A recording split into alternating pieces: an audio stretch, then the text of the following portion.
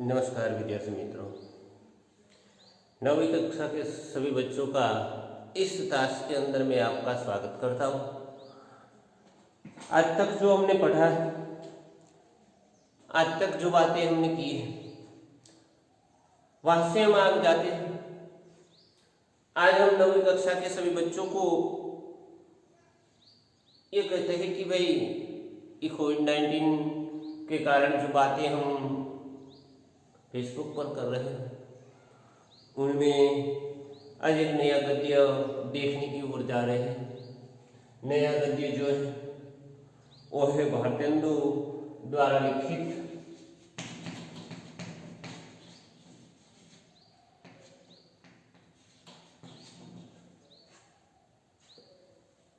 यहाँ पर जो गद्य दिया गया है, साहित्यिक स्वरूप की दृष्टि से हम देखें तो ये एकांकी है, अंधेरी नगरी। और अंधेरी नगरी शीर्षक की बात करूं तो अंधेरी नगरी इसलिए शीर्षक दिया गया है कि जहां राजा भी मूर्ख है और प्रजा भी मूर्ख है। ऐसी नगरी की बात हमारे सामने इस एकांकी के अंदर भारतेंदु जी ने की है। भारतेंदु जी का सामान्य परिचय प्राप्त करें तो जन्म उनका 1850 में हुआ, निधन उनका 1885 में हुआ। भारतेंदु हरिश्चंद्र आधुनिक हिंदी साहित्य के पितामह माने जाते थे। ढेर सारी कृतियां उन्होंने लिखी, ढेर सारे नाटक उन्होंने लिखे, ढेर सारे एकांकी लिखे, नाटक संग्रह लिखे और हिंदी साहित्य के पितामह का स्थान उन्होंने प्राप्त किया था। उतना साहित्य उन्होंने हिंदी साहित्य के अंदर रखा है। अपनी कलम से लिखी हुई एक छोटी सी एकांकी हमारे सामने रखी जाती है। एक ही अंक होता है, 3 दृश्य। अंक एक है, इसीलिए एकांकी। और पात्र परिचय यहाँ पर दिया गया है। उन पर जाने से पहले ये बात बताऊं कि भाई प्रजा कैसी होती है और राजा कैसा होता है। अगर राजा योग्य नहीं होता तो प्रजा भी वैसी ही होती है। यथा राजा तथा प्रजा वैसी बात को यहाँ समझाने का प्रयत्न हमारे लेखक भारतेंदु जी ने किया है कि भाई जैसी राजा की सारी प्रणाली होती है वैसी ही प्रणाली प्रजा अपनाती है। उसी बात को उन्होंने हमारे सामने रखने का प्रयत्न किया है।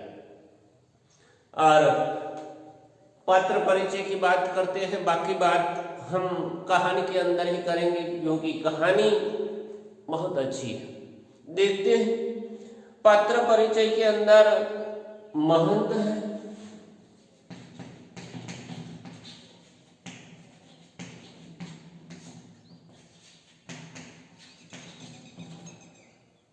महंत है। महंत के शिष्य में 2 शिष्य, नारायण दास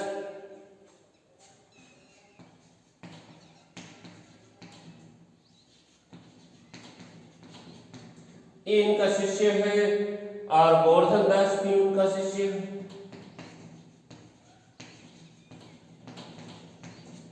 ये उनके शिष्य दोनों हैं। और चौपट राजा अंधेरी नगरी का राजा, और राजा का नाम क्या है? चौपट राजा।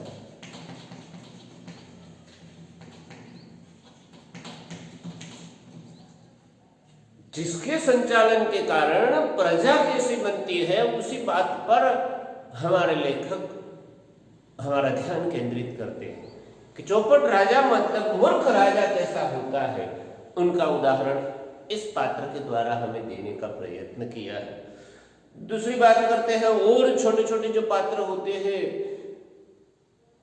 कुंजड़िन है।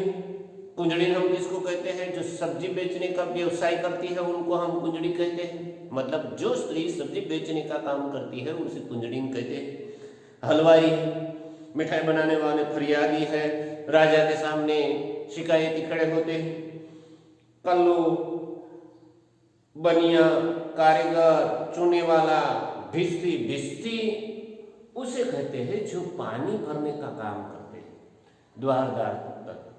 आज हम देखते हैं कि टैंकर लेकर लोग आते हैं, परिवहन की सुविधा हो चुकी है, अच्छे परिवहन की सुविधा से आज हम बड़े बड़े टैंक लेकर जाते हैं।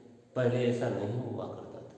पहले मशक बनाया करते थे, पशु या तो पशुओं के चमड़े में से मशक बनाई जाती थी, और या तो बड़ा सा रबर लेके उनमें से एक थैली बनाई जाती थी, उनमें पानी भर दिया जाता था उस थैली के अंदर, उसके बाद रस्सी से बांध दिया जाता था। उनको उठाकर व्यक्ति एक घर दूसरे घर तीसरे घर, या तो एक दुकान दूसरी दुकान तीसरी दुकान तक डालने के लिए जाता था। उनमें से जो आमदनी मिलती थी उन पर अपना घर चलाया करता था। उसे बिस्ती कहते हैं। आगे देखो, कसाई है। कसाई उसी को कहते हैं जो जीव हिंसा करता है, जो पशुओं का कत्लेआम करता है, उसे कसाई कहते हैं। गडरिया मतलब भेड़ बकरियों को चराने वाला, कोतवाल है, सिपाही है, ये सारे पात्र यहाँ पर इस एकांकी के अंदर दिखलाए गए। ये सामान्य परिचय पात्रों का था। सबसे बड़ी बात तो महंत, दोनों शिष्य नारायण दास, गोवर्धन दास, चौपट राजा और ढेर सारे और पात्र हैं, जिनके कारण राजा की विचित्रता को दिखलाने का काम, या तो राजा के चरित्र को दिखलाने का काम, या प्रजा की मूर्खता को दिखलाने का काम यहाँ पर एक छोटी सी एकांकी के अंदर किया गया है। देखते हैं एकांकी की शुरुआत करते हैं। आप अपनी किताब में ध्यान रखो और इस एकांकी को समझने का प्रयत्न करो। एकांकी की शुरुआत होती है, पहला दृश्य जहां से शुरू होता है उनका मंच बतलाया गया है, स्थान दिखलाया गया है। शहर से बाहर सड़क महंत जी और दो चेले बातें कर रहे हैं। एकांकी के पहले दृश्य की शुरुआत होती है कि शहर के बाहर एक महंत है, जो महंत अपने दो शिष्यों के साथ शहर के बाहर नारायण दास और गोवर्धन दास, उनके दो शिष्य हैं, दोनों शिष्यों के साथ बातचीत कर रहे हैं। क्या बात करते हैं, वहां से हमारी एकांकी शुरू होती है। मतलब मंच पर वहां से पर्दा खुलता है। आगे देखो, महंत क्या महंत बात करता है। बच्चा नारायण दास, यह नगर तो दूर से बहुत सुंदर दिखाई पड़ता है। देख, कुछ भिक्षा मिले तो भगवान को भोग लगे। और क्या, अपने शिष्य नारायण दास से बात करते हुए वो कहते हैं कि देख बच्चा नारायण, दूर से तो शहर बहुत अच्छा दिखाई देता है, अब कुछ थोड़ी सी भिक्षा मिल जाए तो भगवान को भोग धरना। क्या करता है देखो नारायण दास, गुरुजी महाराज, नगर तो बहुत ही सुंदर है, पर भिक्षा भी सुंदर मिले तो बड़ा आनंद हो। नारायण दास भी वैसे ही है, जैसे गुरु वैसे शिष्य, क्योंकि तभी मेल होता है। गुरु शिष्य बनना बहुत ही कठिन बात होती है, अच्छे गुरु को अच्छा शिष्य मिलना बहुत कठिन बात होती है। और यहाँ पर गोवर्धन और नारायण दास और महंत जी तीनों की विचारधारा एक है। ज्यादातर विचारधारा एक मिलती है, तभी गुरु शिष्य का संबंध बनता है। और महंत को नारायण दास ने कहा कि भाई भिक्षा भी अच्छी मिले तो भगवान को भोग अच्छा लगा सकते हैं। महंत, बच्चा गोवर्धन दास, तो परिश्रम की ओर, तो पश्चिम की ओर जाओ और नारायण दास पूर्व की ओर जाएगा। गोवर्धन दास चाहता है। महंत ने कहा कि भाई गोवर्धन दास, तू पश्चिम दिशा की ओर जा, वहां से भिक्षा ला, और नारायण दास पूर्व की ओर जाएगा। दोनों को अलग अलग विस्तार में भेज दिया गया। एक बात बता दो बच्चे कि भाई ये जो भक्ति का क्षेत्र है, आध्यात्मिक क्षेत्र है, उनके अंदर जाने से पहले ये बात स्वेच्छा से स्वीकारनी पड़ती है कि भिक्षावृत्ति तो स्वीकारनी ही पड़ती है। यहाँ पर तो ये मूर्ख लोग दिखलाए गए हैं, पर कहने का मतलब है वो आध्यात्मिक क्षेत्र के अंदर भिक्षावृत्ति अनिवार्य होती है। गुरु अपने शिष्यों को भिक्षा लेने के लिए भेजते हैं। और भिक्षा लेकर जब वो वापस आता है तब उनके अंदर का जो मानव होता है वो मर जाता है। वहां तक उनकी कसौटी करते हैं, क्योंकि सब कुछ छोड़ के, सम्मान छोड़ के दूसरों के सामने जाना पड़ता है, तब मानव ईश्वरीय ताकतमय बन जाता है। क्योंकि जैसे प्रभु रखता है वैसे वो रखने के लिए तैयार हो जाता है कि प्रभु की इच्छा होगी वैसा ही हम करेंगे, वैसा मानकर वो चलने लगते हैं। वहां तक उतनी पराकाष्ठा तक भिक्षा मंगवाते हैं। भिक्षा मंगवाने का एक ही उद्देश्य होता है कि भाई अपने शिष्य के मन में किसी प्रकार का कोई अहंकार नहीं है, उस अहंकार को मिटाने के लिए खप्पर देते हैं कि तू जाके भिक्षा मांग के आ और खाना तभी बनेगा। यानी कि इतनी विवेक शक्ति सिखलाने के लिए भिक्षा होती अनिवार्य होती है। आगे देखो, गोवर्धन दास कुंजड़िन से क्यों बाजी का भाव कुंजड़िन, बाबा जी टक्के शेर, गोवर्धन दास सब बाजी टक्के शेर, वाह वाह बड़ा आनंद है, यहाँ सभी चीजें टक्के से। हलवाई के पास आकर क्यों भाई मिठाई क्या भाव, हलवाई टक्के से।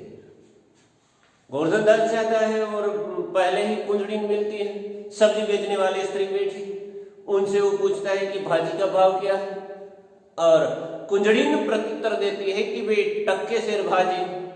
वहां से आगे चलता है तो हलवाई की दुकान आती, हलवाई से पूछता है कि भाई मिठाई का दाम क्या, और मिठाई वाला कहता है कि टक्के शेर।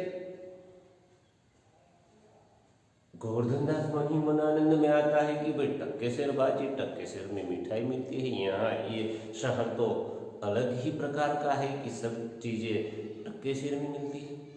आगे देखो, हलवाई टक्के शेर, गोवर्धन दास वाह वाह कड़ा आनंद है, सब टक्के शेर क्यों बच्चा, इस नगरी का नाम क्या है, हलवा अंधेरी नगरी। और गोवर्धन दास कहता है कि भाई यहाँ सब कुछ टक्के शेर मिलता है, उसकी वजह क्या है, इस नगरी का नाम क्या है। तो हलवाई कहता है कि भाई अंधेरी नगरी है इस नगरी का नाम।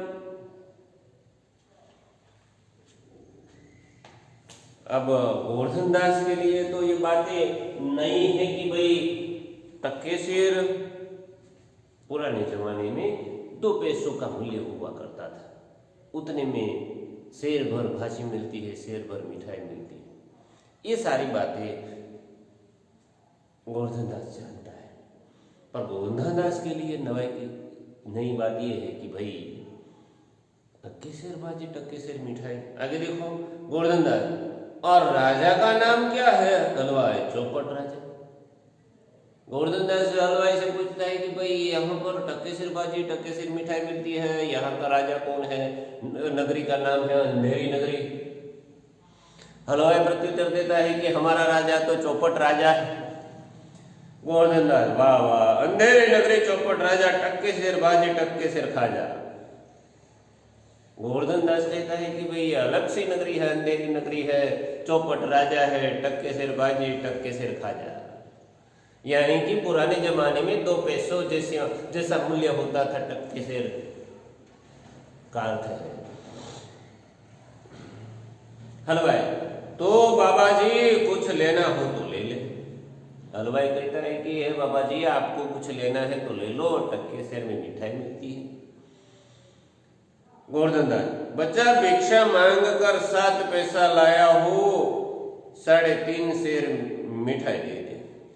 गोवर्धन दास भिक्षा लेकर यहाँ तक पहुंचा है तो 7 पैसे लाया और कहता है कि 3.5 शेर दे दे, क्योंकि 1 टक्के के बराबर 2 पैसों जैसा मूल्य होता है।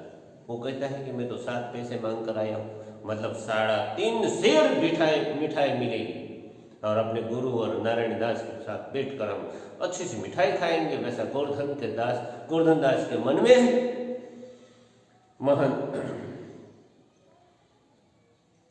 महन जी देखो नारायण दास एक ओर से आते हैं और दूसरी ओर से गोवर्धन दास आता है। तीनों ने जहां पर तय किया था शहर के बाहर तीनों बैठते, वहीं पर पहुंचते हैं तीनों भिक्षा लेकर। महंत बच्चा गोवर्धन दास क्या भिक्षा लाया? गठरी तो भारी मालूम पड़ती। और महंत जी अपने शिष्य गोवर्धन दास से पूछते हैं कि क्या भिक्षा में तू लाया? गठरी जो बांधी है वो गठरी बड़ी भारी दिखाई देती है। गोवर्धन दास, गुरुजी महाराज 7 पैसे भिख में मिले थे, उसी से 3.5 सेर मिठाई मोली। 7 पैसे भिक्षा में मिले, वो 7 पैसों में तो 3.5 सेर मिठाई मैंने खरीद ली। महंत बच्चा नारायण दास ने मुझसे कहा था कि यहाँ सब चीजें टक्के से मिलती है, तो मैंने इसकी बात पर विश्वास नहीं किया। और गुरु शिष्यों के बीच में बातचीत तो होती है कि बच्चा नारायण दास कहता था कि यहाँ सब चीजें टक्के के भाव में मिलती है, टक्के से मिलती है, पर मैंने उनकी बात को माना नहीं था। बच्चा यह कौन सी नगरी है और इसका राजा कौन है जहां टक्के सेर बाजी और टक्के सेर खाजा मिलता? गुरुजी यानी कि महंत नारायण दास और गोवर्धन दास के सामने बात रखते हैं कि यह कौन सी नगरी है जहां पर टक्के सेर बाजी और टक्के सेर खाजा मिलता। यहाँ के राजा का नाम क्या है, इस नगरी का नाम क्या है? गुरुजी जानना चाहते हैं। आगे देखो, गोवर्धन दास, अंधेरी नगरी चौपट राजा टक्के सेर भाजी टक्के सेर खाजा। गोवर्धन दास अपने गुरु महंत को कहते हैं कि भाई यहाँ का अंधेरी नगरी है, यहाँ का राजा तो चौपट राजा है और टक्के सेर भाजी टक्के सेर खाजा मिलता है। खाजा मतलब मिठाई मिलती है। महंत तो बच्चा ऐसी नगरी में रहना उचित नहीं, यहाँ टक्के सेर बाजी और टक्के सेर खाजा बिकता है। मैं तो इस नगर से अब एक क्षण भी नहीं रहूंगा। महंत ने बतलाया कि ऐसी नगरी में रहना अच्छा नहीं, अंधेरी नगरी है और चौपट राजा है, टक्के सेर बाजी मिलती है, टक्के सेर खाजा मिलता है, मिठाई मिलती है, यहाँ रहना जोखिम से भरा हुआ है, यहाँ रहना मुसीबत वाला है।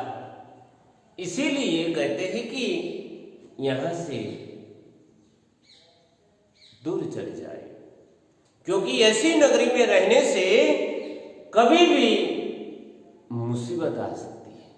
इसीलिए यहां से निकलने में ही अच्छा है। महंत जी ने अपने शिष्यों को समझाया। अब देखो गोवर्धन दास, गुरुजी मैं तो इस नगर को छोड़कर नहीं जाऊंगा और जगह जगह दिन भर मांगो तो भी पेट नहीं भरता, मैं तो यही रहूंगा। 2 शिष्यों में से जो दूसरा शिष्य गोवर्धन दास था, उन्होंने कहा कि भाई दूसरे नगरों में जाते हैं तो ढेर जगह जगह पर हम मांगा करते हैं पर पेट नहीं भरता, अरे यहाँ तो 7 पैसे मिल गए तो 3.5 सेर मिठाई मिल गई, यानी कि खाने का बंदोबस्त अच्छा हो जाएगा, पेट भरने की कोई चिंता नहीं, ये नगरी अच्छी है, मैं यहाँ से कहीं जाना नहीं चाहता। महंत, देख मेरी बात मान, नहीं तो पीछे पछताएगा। मैं तो जाता हूँ पर इतना कह जाता हूँ कि कभी संकट पड़े तो याद करना, ये कहते हुए महंत चले जाते। महंत ने अपने शिष्य गोवर्धन दास को कह दिया कि भाई मैं तो यहाँ से जाता हूँ, जीवन में कभी संकट आ जाए या तो मुसीबत में तो फंस जाए तो हमें बताना, हम आपको छुड़ाने के लिए आ जाएंगे। वैसी बात गुरु ने अपने शिष्य गोवर्धन दास को कहा। गोवर्धन दास के लिए तो अंधेरी नगरी और चौपट राजा बहुत अच्छी बात रही है, क्योंकि भिक्षा पहली बार मांगी है तो पहली बार में ही उनको अच्छा खाना मिला है, यानी कि गोवर्धन दास के लिए भिक्षा ही सब कुछ है। अपने गुरु को कहता है कि मैं आपके साथ आना नहीं चाहता, मैं तो इसी अंधेरी नगरी में रहना चाहता हूँ। एक दृश्य इस एकांकी का यहाँ पर समाप्त होता है। कहाँ से कहाँ तक की कथा है कि भाई दोनों शिष्यों के साथ एक महंत एक शहर के बाहर है, शहर के अंदर जाते हैं भिक्षा लेने के लिए। तीनों भिक्षा लेकर फिर से शहर के बाहर पहुंचते हैं। सबके बीच में आपस में बातें होती हैं। अंधेरी नगरी है, चौपट राजा है, टक्के सिर बाजी टक्के सिर खाजा, उतनी बात होती है। शिष्यों और गुरु शिष्यों में बातें होती है कि यहाँ रहना संकट से खाली नहीं है। एक शिष्य कहता है कि ढेर जगह जगह भटकने से कुछ मिलता नहीं, इस नगरी के अंदर तो ढेर सारी भिक्षा मिलती है। यानी कि गोवर्धन दास कहता है कि मैं यहीं पर रुकना चाहता हूं।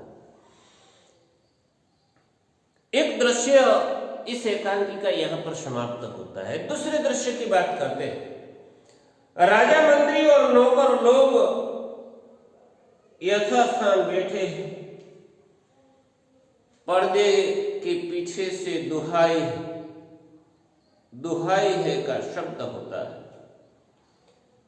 अब दूसरे दृश्य के अंदर मंच का पर्दा खुलता है तो दृश्य दिखलाया जाता है कैसा राजा अपने आसन पर बैठे हैं, अपने सिंहासन पर बैठे हैं और प्रजा भी सामने बैठी है और महंत गण भी, मतलब बड़े बड़े बुजुर्ग जो है वो राजा के दोनों ओर बैठे हैं और बाहर से दुहाई की आवाज सुनाई देती है। राजा, कौन चिल्लाता है उसे बुलाओ। दो नौकर एक फरियादी को लाते।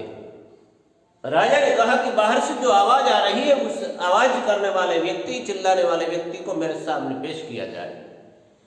नौकर तुरंत ही फरियादी को लाते। फरियादी शिकायती वहां उपस्थित होता है। फरियादी दुहाई महाराज, दुहाई। राजा, बोलो क्या हुआ। फरियादी, महाराज कल्लो बनिए की दीवार गिर पड़ी तो पड़ी, सो मेरी बकरी उसके नीचे दब गई, न्याय हो। फरियादी कहता है कि कल्लू बनिया जो है गांव में हमारे नगरी के अंदर पास में ही रहता है, कल्लू बनिए की दीवार गिर पड़ी है और उस दीवार के नीचे मेरी बकरी दब गई है। अब आप न्याय करो। बकरी मेरी है, दीवार कल्लू की है। राजा, कल्लू को पकड़ कर लाओ। राजा ने तुरंत आदेश दे दिया कि कल्लू को पकड़ के हमारे सामने पेश किया जाए। फरियादी वहीं पर है, कल्लू को पकड़ने का आदेश दिया। अब राजा के चरित्र को देखने का प्रयत्न करो। नौकर लोग दौड़कर बाहर से बनिए को पकड़कर लाते हैं। राजा, क्यों रे बनिए, इसकी बकरी दबकर मर गई। बनिए को पकड़कर लाते हैं। उनको राजा पूछता है कि क्यों रे तेरे दीवार के नीचे इनकी बकरी दब गई है, मर गई। कल्लू बनिया कहता है क्या, देखो महाराज मेरा कुछ दोष नहीं, कारीगर ने ऐसी दीवार बनाई कि गिर पड़ी। कल्लू बनिया दूसरे पर दोषारोपण करता है कि भाई मेरा इनमें कोई कसूर ही नहीं है, कारीगर ने ही ऐसी दीवार बनाई थी ताकि वो ज्यादा दिन तक टिकी नहीं और गिर पड़ी। राजा, कल्लू को छोड़ दो, कारीगर को पकड़ लाओ। कल्लू जाता है, नौकर कारीगर पकड़ लाते हैं। राजा ने कहा कि भाई कल्लू को छोड़ दो। कल्लू को निर्दोष कर दिया। कारीगर को पकड़ के हमारे सामने पेश करो कि उन्होंने ऐसी दीवार क्यों खड़ी की। कारीगर को लाते हैं। कारीगर से पूछा जाता है, देखो राजा, क्यों रे कारीगर, उसकी बकरी कैसे मर गई। कारीगर को पूछा जाता है कि भाई इनकी बकरी क्यों मर गई। तूने जो दीवार खड़ी की है उस दीवार कल्लू की दीवार आपने बनाई है, पर कल्लू की दीवार के पास से बकरी निकल रही थी और कल्लू की दीवार गिर गई, उनकी बकरी मर गई है। तूने ऐसी दीवार क्यों बनाई। ऐसी बात राजा कारीगर के साथ करते। अगर कारीगर क्या अपना बचाव करता है, कारीगर किस प्रकार से अंधेरी नगरी के अंदर कैसे राज व्यवस्था थी, उसी बात को देखो। महाराज, चुनने वाले ने चुना ऐसा खराब बनाया कि दीवार गिर पड़ी। कारीगर कहता है कि चूना बनाने वाला जो था उन्होंने खराब चूना बनाया था, इसीलिए दीवार गिर पड़ी। मैं भी इसमें कसूरवार नहीं हूं, यानी कि मैंने तो बनाई है, पर जो चूना था वही खराब था। राजा, अच्छा उस चुनने वाले को बुलाओ। राजा ने तो तीसरा आदेश दे दिया कि उस चुनने वाले को बुलाओ। कारीगर निकला जाता है, चुनने वाले को पकड़ कर लाया जाता है। कारीगर निकल जाता है और चुनने वाले को वहीं पर पेश किया जाता है राजा के सामने। अब राजा का निर्णय कहाँ तक ले जाता है राजा को, वही बात हमें देखनी है कि मूर्ख राजा कैसा होता है, मूर्ख प्रजा कैसी होती है।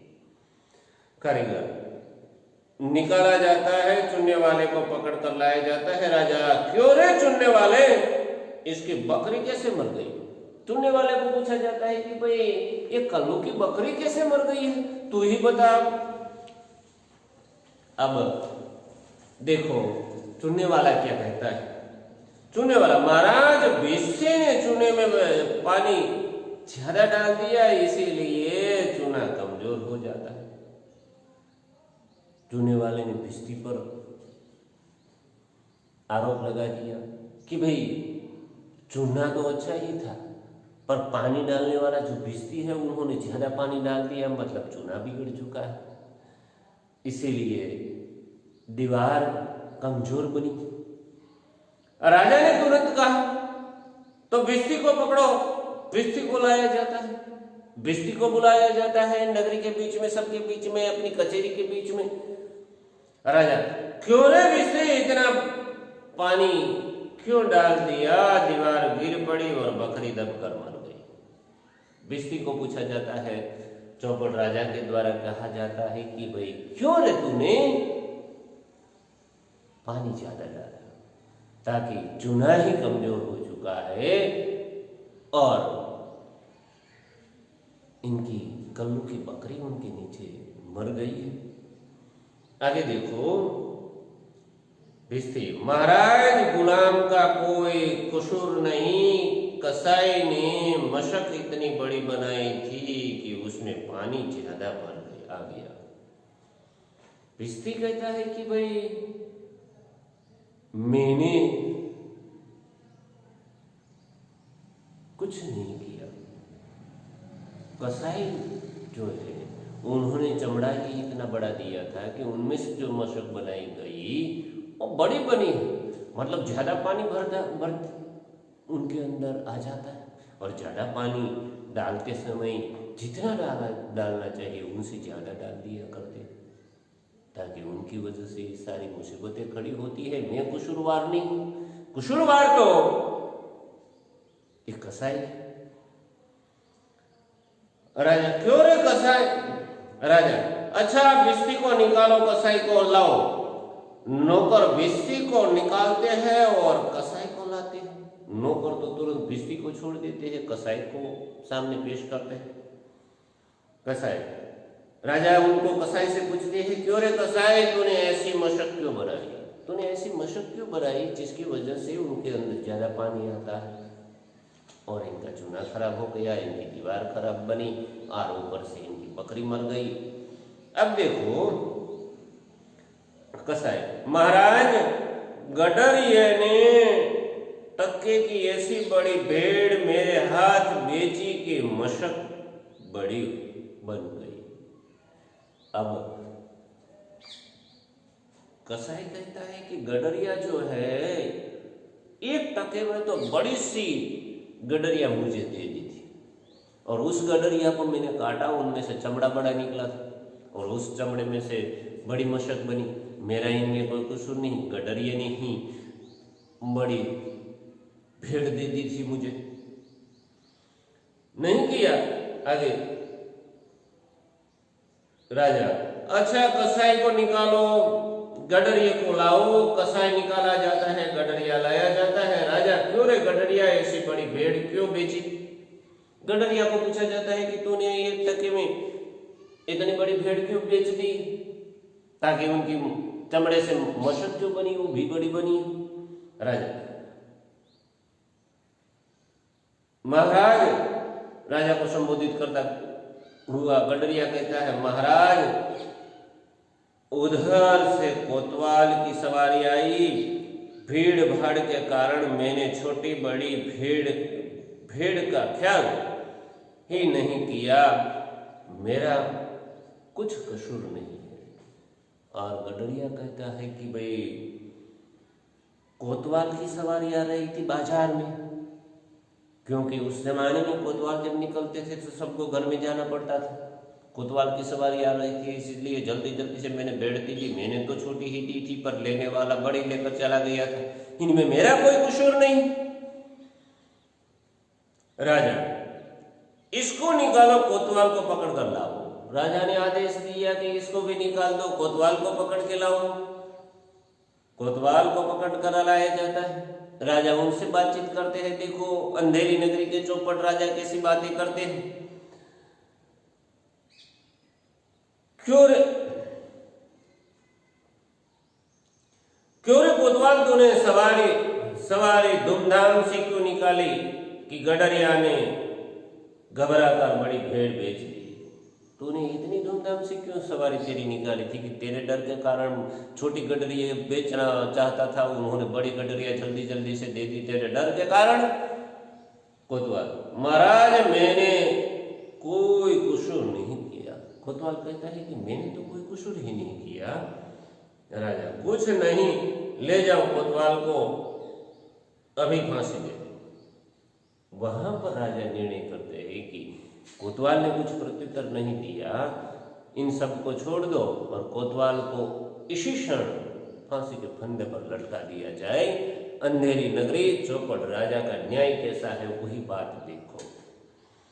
आगे देखो, राजा, कुछ नहीं, ले जाओ कोतवाल को, अभी फांसी दे दो। सभी कोतवाल को पकड़ कर ले जाते हैं।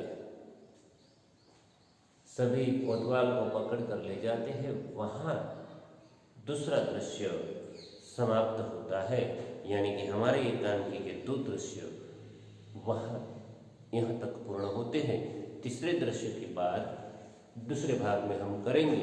यहाँ तक हम आज रुकते हैं, बाद में मिलेंगे, तब दूसरे भाग में हम बात करेंगे तीसरे दृश्य की।